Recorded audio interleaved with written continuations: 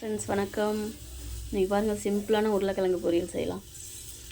எண்ணெய் ஊற்றி கடுகு போடணும். கடுகு பொரிஞ்சோன்னையும் பூண்டு நசுக்கி வச்சுக்கோங்க. 4 பல் பூண்டு நசுக்கி வச்சு அதை போட்டு தான். அதுக்கப்புறம் பார்த்திங்கன்னா கருவேப்பிலை. அவ்வளோதான். பாருங்கள், பூண்டு இந்தளவுக்கு இதாகிடுச்சுங்களா. நான் 4 உருளைக்கிழங்கு சின்னதாக கட் பண்ணி வச்சுருக்கேன். இந்த அளவுக்கு சின்னதாக.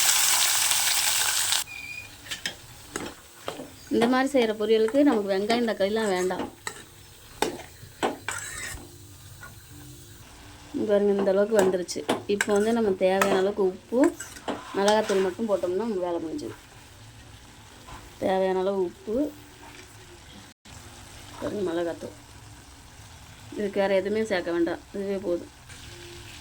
பாருங்கள், இந்த அளவுக்கு வச்சு அவ்வளோதான். நம்ம தண்ணியில் ஊற்ற வேண்டாம். இதில் இருக்க எண்ணெயே போதும்.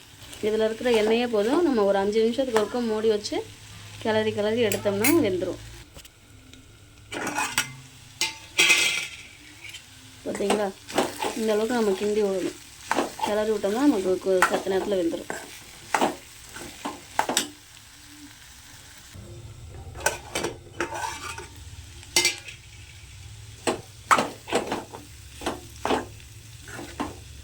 அவ்வளோதான் ஃப்ரெண்ட்ஸ். இங்கே பாருங்கள், நல்லா வெந்துருச்சு. 5 நிமிஷம் தான். பார்த்திங்களா, நல்லா கலங்க உடையுது. அவ்வளோதான், பொரியல் சூப்பரான பொரியல் ரெடி. இது மாதிரி நீங்களும் ஒரு டைம் ட்ரை பண்ணி பாருங்கள். நல்லாயிருக்கும், சூப்பராக இருக்கும் இந்த பொரியல். ஓகே ஃப்ரெண்ட்ஸ், பாய். இந்த வீடியோ பிடிச்சதுன்னா லைக் பண்ணுங்கள், சேனலுக்கு சப்போர்ட் பண்ணுங்கள். பாய்.